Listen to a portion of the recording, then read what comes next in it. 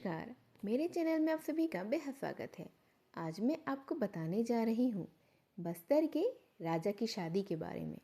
किसकी अनुमति के बिना यह शादी हो ही नहीं सकती है और आखिर क्या क्या रहस्य हैं इस शादी के पीछे में। इसे सुनने से पहले आप मेरे चैनल को लाइक और सब्सक्राइब कर दीजिए। तो चलिए शुरू करते हैं। एक ऐसी शादी जिसकी इजाज़त बस्तर की आराध्या माँ दंतेश्वरी से ली गई। शामिल हुए 100 से ज़्यादा रियासती परिवार, ढोल नगाड़ों की थाप पर नाचे आदिवासी और साक्षी बनी बस्तर की जनता। हम बात कर रहे हैं बस्तर के राजा की शादी के बारे में, जो कि 20 फरवरी 2025 को हुई। बस्तर के राजा चंद्र भंज देव नागौद रियासत के महाराज शिवेंद्र प्रताप सिंह की बेटी कुमारी भुवनेश्वरी के साथ विवाह के बंधन में बंधे। इस ऐतिहासिक विवाह में शामिल होने 100 से ज़्यादा रियासतों और जमींदारों के परिवार शामिल हुए और बस्तरिया आदिवासियों की परंपरा निभाई गई। जहाँ राजा को ही बस्तर के लोग पिता तुल्य मानते हैं, तो क्या बस्तर में आज भी राजा का ही शासन होता है? छत्तीसगढ़ के बस्तर में आज भी राजा ही सर्वे सर्वा है। और ऐसी कौन सी वजह है जिससे बस्तर में 107 सालों बाद किसी राजा की शादी हुई? आज की इसी गाथा में कहानी बस्तर के राजा कमल चंद्र भंसदेव के विवाह की, साथ ही हम जानेंगे इतिहास बस्तर के राजवंश का। यही तो वह पैलेस है जहाँ राजा कमल चंद्र भंजदेव का विवाह हुआ। बस्तर पैलेस यानी कि राजमहल। इसका इतिहास काफ़ी समृद्ध और गौरवशाली है। यह महल लंबे समय तक बस्तर रियासत की प्रशासनिक राजधानी के रूप में कार्यरत रहा। इसकी खूबसूरती की बात करें तो आदिवासी परंपराओं की झलक यहाँ देखी जा सकती है। महल की दीवारों और कमरों की छतों पर की गई जटिल नक्काशी इसकी शिल्प कला का प्रमाण है। विशाल स्तंभों और दीवारों पर बनी कलाकृतियाँ ऐतिहासिक युग की भव्यता को दर्शाती है। अब बात करते हैं बस्तर रियासत के इतिहास की। बस्तर रियासत की स्थापना 1324 ईस्वी में अनम देव ने की थी, जो काकती वंश के आखिरी राजा प्रताप रुद्र देव के भाई थे।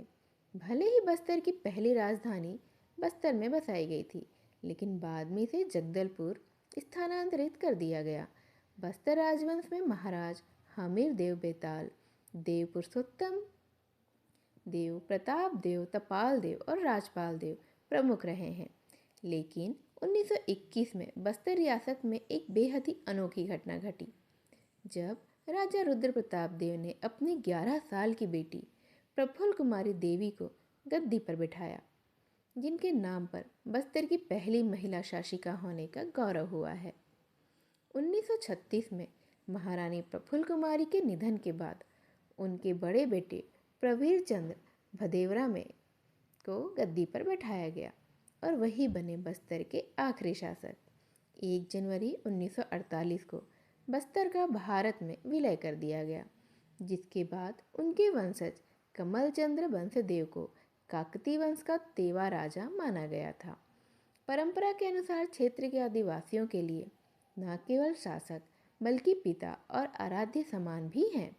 बस्तर दशहरा के दौरान आप बस्तर राज परिवार और आदिवासी परंपरा में राजा के स्थान का वैभव देख सकते हैं। आज जिस बस्तर राजमहल में राजा कमल चंद्र बंसदेव का विवाह हो रहा है, वह आखिरी बार 1918 में रुद्र प्रताप देव का विवाह चचंदा देवी से हुआ था और 107 सालों बाद फिर से आदिवासी परंपराओं को निभाते हुए बस्तर के राजा कमल चंद्र भंजदेव ने नागौद रियासत की राजकुमारी से विवाह किया। कमल चंद्र बंसदेव बस्तर के लोगों के साथ अपने विवाह में शामिल होना चाहते थे। यही वजह थी कि उन्होंने बस्तर पैलेस में ही विवाह करने का फैसला किया था। इस ऐतिहासिक विवाह के लिए सबसे पहले बस्तर की आराध्या माँ दंतेश्वरी से विवाह की अनुमति ली गई। उनसे अनुमति मिलने के बाद राजा की विवाह की रस्में शुरू हुई। विवाह में 5 सुवास दोनों ने महत्वपूर्ण ही भूमिका निभाई। बस्तरिया परंपरा के अनुसार सबसे पहले सुवास ही सभी रस्में निभाती हैं। बस्तर में हल्दी रस्म सबसे खास होती है। यही वजह है कि बस्तर के अलग अलग क्षेत्रों के आदिवासी अपने राजा के लिए हल्दी लेकर पहुँचे थे। इन रस्मों के बाद राजा बिंदौली यानी कि हाथी पर सवार होकर नगर भ्रमण के लिए निकले। माता की जय, राजकुमार की जय। इसके बाद जयकारों का ऐसा ही सिलसिला चला। राजा अपने मेहमानों के साथ बस्तर स्टेट से 3 चार्टर्ड प्लेन में बारात लेकर निकले और 20 फरवरी को मध्य प्रदेश के नागौद रियासत की राजकुमारी भुवनेश्वरी के साथ विवाह के बंधन में बंध गए। बस्तर के इस रियासती विवाह में कई लोग शामिल हुए, जिसमें बड़े राजवंशों, राजघरानों और रियासत परिवार के लोगों से लेकर बड़े राजनीतिज्ञ और सामान्य जन भी शामिल हुए। लेकिन इन सभी में सबसे ज़्यादा आकर्षण का केंद्र रहे बस्तर के खूबसूरत आदिवासी लोग, जो अपने हाथों से राजा के लिए हार तैयार कर कर लाए थे। वह उनका इंतज़ार करते रहे। लोकवाद्य यंत्रों बजाने वाले कलाकार, जिन्होंने आदिवासी परंपरा को आज तक जिंदा रखा हुआ है, वह राजमहल की खुशियों को दोगुना करने के लिए उपस्थित थे।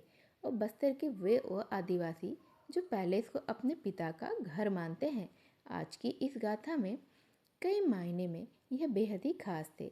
बस्तर के राजा की कहानी शायद आपको किसी ने पहले भी सुनाई होगी। अगर ऐसा है तो हमें कमेंट बॉक्स में लिखकर ज़रूर बताइएगा। और आपको यह वीडियो कैसी लगी यह भी हमें बताइएगा, ताकि आगे भी हम ऐसी और वीडियो आपके लिए लेकर आते रहें। मेरे इस चैनल को लाइक और सब्सक्राइब करना तो बिल्कुल भी मत भूलिएगा। मेरी इस वीडियो को यहाँ तक ध्यान से सुनने के लिए आप सभी का बेहद धन्यवाद। नमस्कार।